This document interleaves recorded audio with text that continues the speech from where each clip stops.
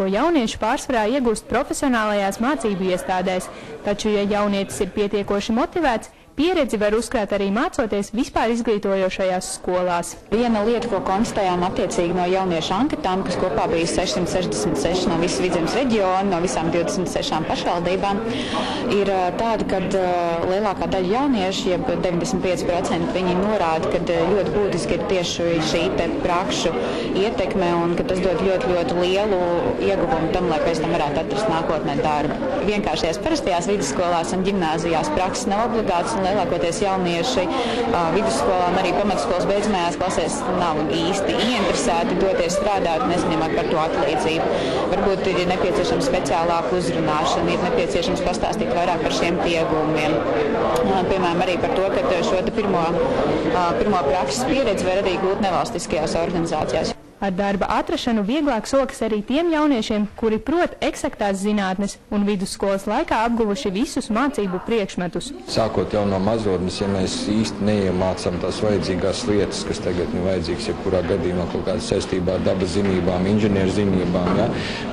Pēc tam bērni jau bieži vien izvēlās mācīties vieglāko, nevis sarežģītāko, ja? Un neizvēlās fiziku, ķīmiju vai kaut kādas lietas, un tas nozīmē, ka viņi jau faktiski jau pabeidzot vidusskolu, jau ir daļēji nost no darba tirgus, ja, jo viņi nav izvēlējušies kaut kādu veidu mācības apgūt. Tas nozīmē, ka viņiem nav pieejams kaut kāds kategorija profesija. Veicināt interesi par eksaktajām zinātnēm nepieciešams jau no bērna kājas, piemēram, rosinot apmeklēt robotikas pulciņus, doties uz zinātnes centriem un piedalīties citās ārpusskolas aktivitātēs.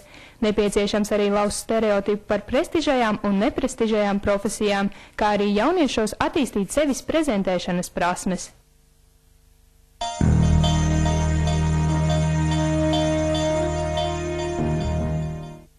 Gada labākā izrāde, gada labākais režisors, gada aktieris un aktrise. Tik daudz titulu saņēmis Smiltenes tautas teātrs Latvijas amatieru teātru skatē.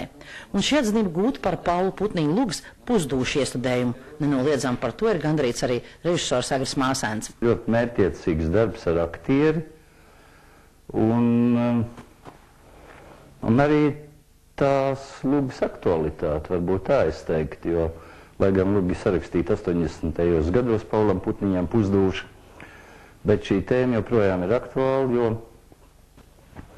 kā rāda pēdējie statistikas dati, man gan tie ir par 2011. gadu, ka gandrīz pār pa 10%, tas ir pie 60 000 vīriešu Latvijā ir vecpuiši, tad kāda te var būt runa par dzimstību Latvijā un par to, ka mēs lēnām izmirstam, tas ir fakts numur 1.